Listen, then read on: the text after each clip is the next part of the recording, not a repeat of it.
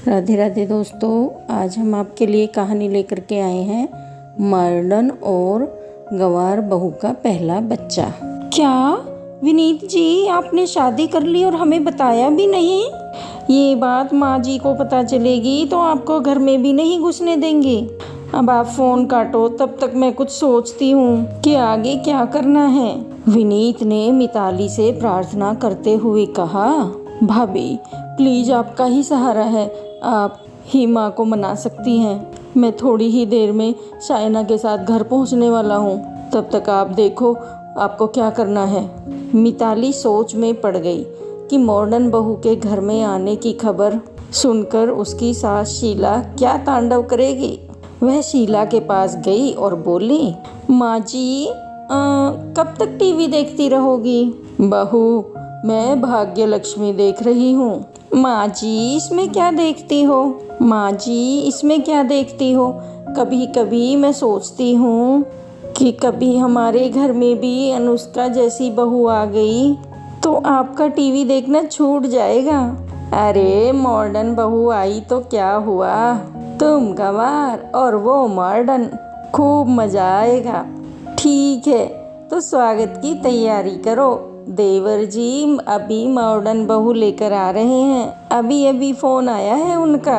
ये सुनते ही शीला के कान खड़े हो गए और वह पूछने लगी, विनीत मॉडर्न बहू लेकर आ रहा है?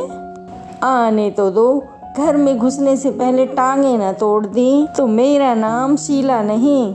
क्यों माँ जी, अभी तो आप कह रही थी कि खूब मजा आएगा और अब कह रही हो कि टांगे तोड़ दूंगी। इसलिए ही मैं मना करती हूँ कि ज़्यादा टीवी मत देखा करो। चलो अब बाहर चलो, देवर जी शाइना को लेकर आते ही होंगे। कुछ देर बाद विनीत शाइना को लेकर घर आ गया। शीला ने शाइना को ऊपर से नीचे तक देखा और बोली, विनीत क्या यही है तुम्हारी पसंद? आधी अधूरी? अरे तुमसे अच्छी तो भाग्य लक्ष्मी की अनुष्का है, कम से कम होने वाली सास के पैर तो छूती है। ओ सॉरी सासू मॉम, मैं डर के मारे भूल गई। अभी तो देखना कि तुम क्या क्या भूलोगी। इससे पहले कि मैं कोई तमाशा करूं, मिताली बहू इसे अंदर ले जाओ और ले जाकर अंदर इसे तमीज वाले कपड़े पहना दो, तब तक मैं विनीत की खबर लेती हूँ। शीला ने विनीत को खूब खरी खोटी सुनाई। मिताली शाइना को कमरे में ले गई और बोली कि शाइना तुम ये कपड़े बदलकर साड़ी पहन लो। साड़ी?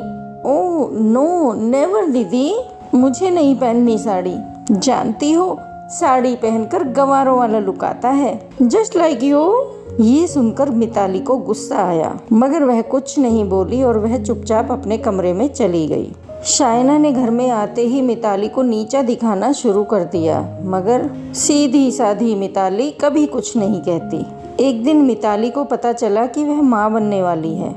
उसने यह बात शीला को बताई तो शीला खुश होकर बोली, एक दिन मिताली को पता चला कि वह माँ बनने वाली है। उसने यह बात शीला को बताई तो शीला खुश होकर बोली, हे भगवान तुम्हारा लाख लाख शुक्र है। 4 साल से मैं ये खबर सुनने को तरस रही थी।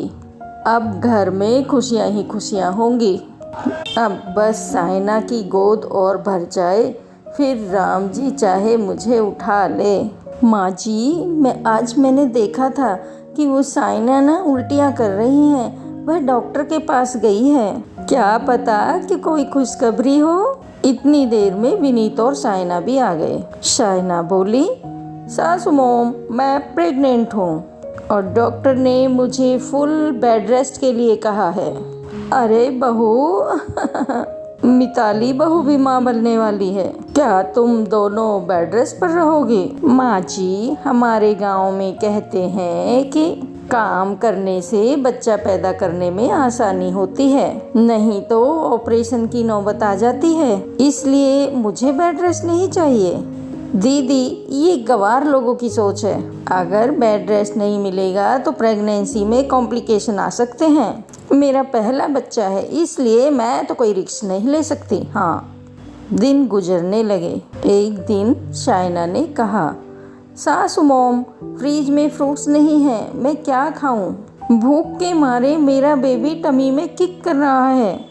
घर में फ्रूट्स नहीं है तो क्या हुआ बहू, घर में और तो इतना कुछ है। तुम कुछ और खा लो। नहीं मोम, मैं केवल फ्रूट्स ही खाऊंगी, नहीं तो मेरा बच्चा कमजोर पैदा होगा।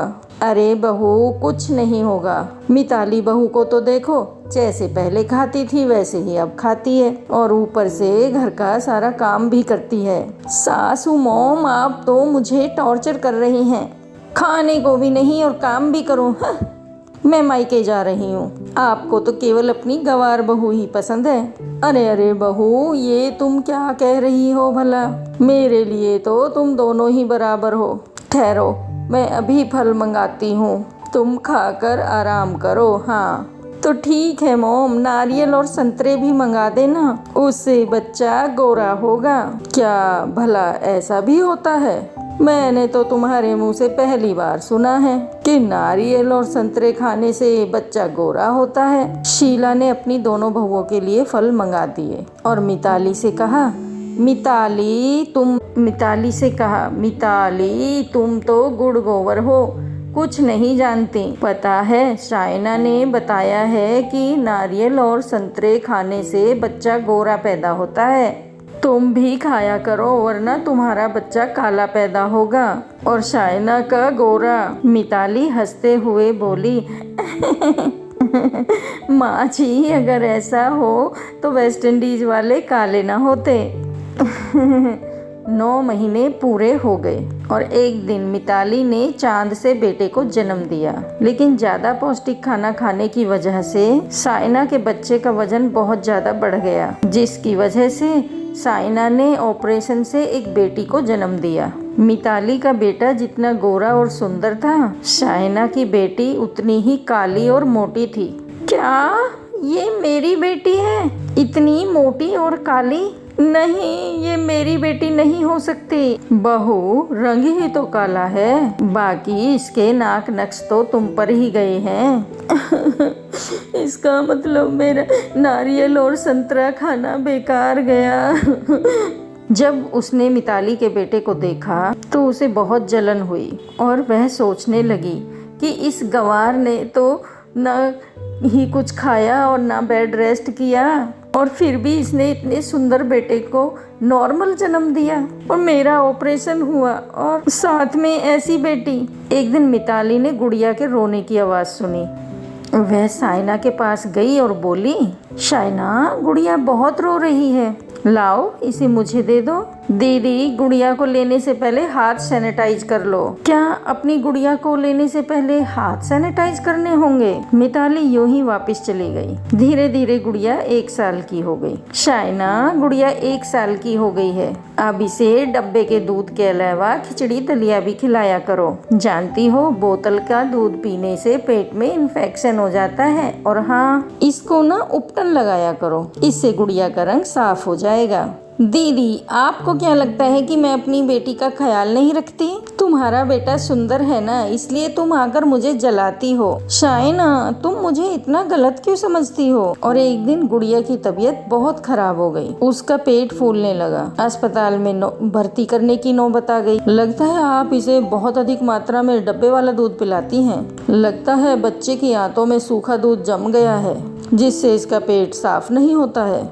अगर इसका पेट साफ नहीं हुआ तो सर्जरी द्वारा बच्चे के पेट की सफाई करनी पड़ेगी।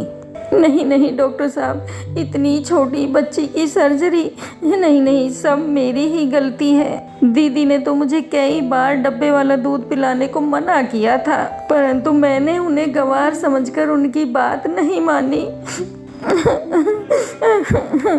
ये कहकर शाइना रोने लगी। मिताली भी हॉस्पिटल में आ गई और शाइना को रोते हुए देखकर बोली, मत रो शाइना, हमारी गुड़िया को कुछ नहीं होगा। काश तुमने पहले ही मेरी बात मान ली होती। मुझे माफ कर दो दीदी, मेरा मॉडर्न होना मेरी बच्ची पर भारी पड़ गया। डॉक्टर ने बड़ी मुश्किल से गुड़िया की जान बचाई। घर आते ही शाइना ने गुड़िया को मिताली की गोद में दे दिया और बोली, दीदी, आज से गुड़िया मेरी नहीं आपकी बेटी है। जैसे चाहो तुम वैसे इसकी परवरिश करना। देखा बहू, गंवार बहू और मॉडर्न बहू की परवरिश में अंतर। अगर तुम शुरू से ही मिताली बहू के अनुसार चलती तो तुम्हारा ऑपरेशन नहीं होता और ना ही गुड़िया की ये हालत होती। मुझे माफ़ कर दो माँ जी, आगे से मैं कभी मनमानी नहीं करूँगी। और उसके बाद दोनों देवरानी जिठानी मिलकर दोनों बच्चों की प्यार से परवरिश करने लगी। तो दोस्तों, कैसी लगी आपको हमारी कहानी कमेंट बॉक्स में लिखकर ज़रूर बताना और लाइक करना, अपने दोस्तों के साथ शेयर करना। जय श्री कृष्ण, जय श्री श्याम, राधे राधे।